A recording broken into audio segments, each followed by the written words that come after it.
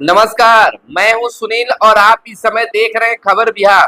खबर बिहार में बातें करते हैं बिहार के साथ साथ साथ देश दुनिया में क्या कुछ चल रहा है। तमाम खबरों से हम आपको कराते हैं अपडेट। बिहार में शिक्षा रोजगार का क्या है हाल और गांव की सरकार को लेकर क्या कर रही है बिहार सरकार, तमाम खबरों से हम आपको कराते हैं अपडेट। आपको बता दें कि बिहार शिक्षा विभाग में लगातार कार्य हो रहे हैं। पत्र पर पत्र निकाले जा रहे हैं। सक्षमता परीक्षा को लेकर विभाग लगातार प्रयासरत और कार्य कर रही है। संभावित तिथि 10 मई को बिहार के नियोजित शिक्षकों की सक्षमता परीक्षा पार्ट 2 ली जाने की संभावना है और कहा गया है कि सक्षमता पार्ट 3 की परीक्षा लेने के बाद रिजल्ट आएगा और उसके बाद इन शिक्षकों का नए विद्यालय में पदस्थापन किया जाएगा। वहीं तेजस्वी कोई महान स्कॉलर नहीं है जो उनकी बात को हम लोग समझें और माने। तेजस्वी यादव के धर्म वाले बयान पर आया पूर्व सीएम सीताराम मांझी का पलटवार बयान। तो वहीं पीएम मोदी ने लोकसभा चुनाव की सबसे युवा उम्मीदवार शांभवी चौधरी को भी आशीर्वाद दिया। साथ ही लोगों से शांभवी को जीत दिलाने की अपील भी की। शांभवी चौधरी समस्तीपुर से एनडीए की उम्मीदवार हैं। दरभंगा की चुनावी सभा में पीएम मोदी ने मांगे वोट। तो वहीं सुन भाई सुन, देश की धुन, ऑन 4 जून इंडिया गठबंधन इज कमिंग। तेजस्वी यादव का आया एक बड़ा नया गीत। मोदी जी आ रहे हैं तो अच्छी बात है। हम तो कह रहे थे डोनाल्ड ट्रंप और पुतिन को भी ले आते। पीएम मोदी के दरभंगा आगमन पर बोले तेजस्वी यादव। दूसरे मुद्दे पर भी मीडिया से की बातें। दरभंगा की सियासी जमीन से पीएम की हुंकार, कहा जब तक मोदी जिंदा है एससी एसटी और ओबीसी के आरक्षण पर कभी भी मैं खिलवाड़ नहीं करने दूंगा। वहीं सनातन धर्म के बहाने उफान पर सियासत। बिहार की राजनीति हुई गर्म। आरजेडी नेता तेजस्वी यादव ने सनातन धर्म पर जारी सियासत को लेकर पीएम मोदी पर किया प्रहार। पैरोल पर रिहा हो सकते हैं अनंत सिंह। मोकामा से पूर्व विधायक अनंत सिंह पैरोल पर हो सकते हैं रिहा। इलाज के लिए जाना चाहते हैं पटना से बाहर। वहीं विपक्षी दलों ने अपने जमाने में काम किए होते तो आज सवाल करने की जरूरत नहीं पड़ती। यह कहना है एलजेपी आर यानी कि चिराग पासवान का। एलजेपी आर प्रमुख चिराग पासवान ने तेजस्वी यादव समेत पूरे विपक्ष पर हमला बोला है और घेरने का काम किया है। वहीं हम आपको बता दें कि बिहार मछलियों के उत्पादन में आत्मनिर्भरता के करीब पहुंचा। उत्पादन 8.46 से बढ़कर 8.73 लाख टन पहुंचा। 2023-24 की तुलना में 27,000 टन की वृद्धि देखी गई है।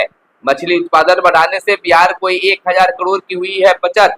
2023-24 में उत्पादन का लक्ष्य 8.89 लाख टन था, हुआ 8.73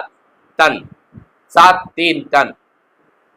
आपको बता दें कि मत्स्य निदेशक तरनजोत सिंह ने कहा कि मछली उत्पादन में बिहार लगातार आगे बढ़ रहा है। प्रतिदिन परिस्थितियों में भी 2023-24 में 8.73 लाख टन मछली उत्पादन हुआ है। आने वाले वर्षों में मछली उत्पादन में और वृद्धि होगी।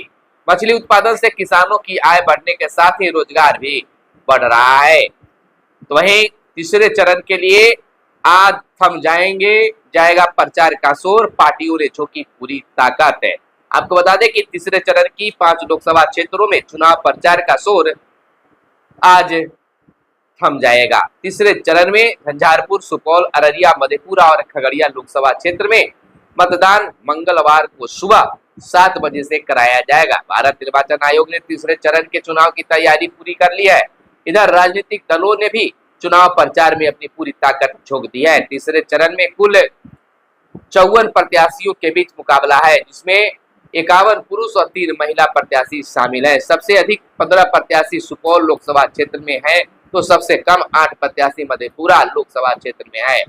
तो वहीं तेजस्वी यादव ने कहा है कि यह चुनाव देश व संविधान को बचाने के मुद्दे पर लड़ा जा रहा है। तो उससे पहले सम्राट चौधरी का भी बयान आया है। उन्होंने कहा है कि कांग्रेस को गरीबों की चिंता नहीं, पीएम उनके हितों की बात करते हैं। तो लगातार बयानबाजी का दौर जारी है। तो वहीं जमीन की ई मापी के लिए राजस्व कर्मी के प्रतिवेदन की अनिवार्यता हुई खत्म। ई मापी कराने को इच्छुक रैयत ने शपथ पत्र के आधार पर निर्णय लेंगे अंचलाधिकारी। राजस्व एवं भूमि सुधार विभाग ने ई मापी में राजस्व कर्मचारी के प्रतिवेदन की अनिवार्यता को खत्म कर दिया है। विभाग के अपर सचिव अरुण कुमार सिंह ने इस संबंध में एक पत्र भी जारी किया है। जिलाधिकारियों को संबोधित इस पत्र में कहा गया है कि मापी के लिए राजस्व कर्मचारी के प्रतिवेदन की आवश्यकता नहीं है। पत्र के साथ ई मापी आवेदन एक प्रारूप भी शामिल किया गया है। वहीं अगली खबर बता दें कि एक महीने में बढ़ गए 10 लाख पर्यटक। फरवरी 2024 की तुलना में मार्च 2024 में 10 लाख अधिक पर्यटक आए हैं बिहार। आपको बताते चले कि बिहार सरकार पर्यटन को लेकर लगातार काम कर रही है। इसका असर भी अब दिखने लगा है। पिछले साल बिहार आने वाले पर्यटकों की संख्या में रिकॉर्ड बढ़ोतरी हुई है। पर्यटन को बढ़ावा देने के लिए सरकार ने नई पर्यटन नीति भी बनाई है। जनवरी 2024 की तुलना में फरवरी 2024 में 10 लाख कम पर्यटक बिहार घूमने आए थे। मार्च में सुधार पर हुआ और फरवरी की तुलना में 10 लाख अधिक पर्यटक बिहार आए। इस प्रकार से बिहार में पर्यटकों की खास सुविधा दी जा रही है। भविष्य पोर्टल से पेंशन भोगियों को सभी जानकारियां मिलेगी। केंद्र ने सेवानिवृत्ति कर्मचारियों की सहूलियत के लिए खास तौर पर लॉन्च किया है। आपको बता दें कि इसके कई फायदे हैं। पेंशन कोष की शेष राशि की जानकारी तुरंत प्राप्त की जा सकेगी। सेवानिवृत्ति कर्मियों के पेंशन से जुड़े सभी दस्तावेज इस पोर्टल पर मौजूद रहेंगे। पेंशन विवरण से जुड़ी समस्त जानकारी भी इसमें उपलब्ध कराई जाएगी। तो और इसमें रजिस्ट्रेशन करवाना होगा। तो वहीं आग सुरक्षा मानकों की जांच बगैर होटलों को नहीं मिलेगा प्रमाण पत्र। पटना के 2 होटलों में आग की घटना के बाद पर्यटन विभाग ने लिया है खास निर्णय।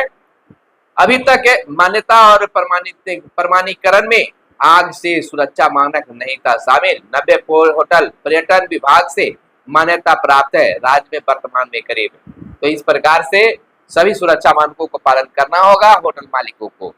आदेश विश्वविद्यालयों के बैंक खातों से रोक हटेगी। सरकार की बैठकों में शामिल होंगे विश्वविद्यालयों के कुलपति और रजिस्ट्रार। हाईकोर्ट में अगली सुनवाई 17 मई को होगी। मतभेद मिटा सभी बैठक में शामिल हो। कुलाधिपति का कहना है थोड़ी कड़ाई पर सभी विचलित हो गए। महाधिवक्ता ने कहा है विभाग को वीसी की बैठक बुलाने का हक नहीं है। विश्वविद्यालय के पक्ष में ये बातें कही गई। वहीं सुविधा चुनाव से सप्ताह भर पहले ही घर घर पहुंचेगी मतदाता पर्ची। जिलाधिकारी और एसएसपी ने समीक्षा के दौरान अधिकारियों के दिए खास निर्देश। तो पटना के जिलाधिकारी खास निर्देश दिए हैं। तो वहीं सरकारी कर्मियों को आवासीय भवनों में देना होगा मेंटेनेंस चार्ज। शास्त्री नगर और गर्दनी बाग में बने बहुमंजिले आवासीय भवनों में रहने वालों पर यह नियम लागू होगा। वेतन से होगी कटौती, किराए से अधिक होगी मेंटेनेंस चार्ज की राशि, यानी कि जिस भवन में रह रहे उसको मेंटेनेंस भी बना के रखना होगा। बिहार में 558 मदरसों की होगी अब जांच में संबंधित मदरसों के आधारभूत संरचना, शिक्षकों और कर्मचारियों की संख्या, उनकी योग्यता, बच्चों की संख्या को भी देखा जाएगा। तो सरकार की नजर इस पर भी है। एकेयू में नामांकन शुरू, 31 तक मिलेगा मौका। 10 जून को होगी प्रवेश परीक्षा, परिणाम 15 को निकाले जाएंगे। 1 जुलाई से शुरू हो जाएगी नया शैक्षणिक सत्र। तो इस तरह की खबरों से अपडेट रहने के लिए आप हमारे चैनल को सब्सक्राइब कर सकते हैं और वीडियो पसंद आया हो तो लाइक जरूर कीजिएगा, क्योंकि आपका लाइक करना ही हमें मेहनत का फल होता है। फिर मिलते हैं अगले वीडियो में, तब तक के लिए दीजिए इजाजत। जय हिंद, जय भारत, वंदे मातरम।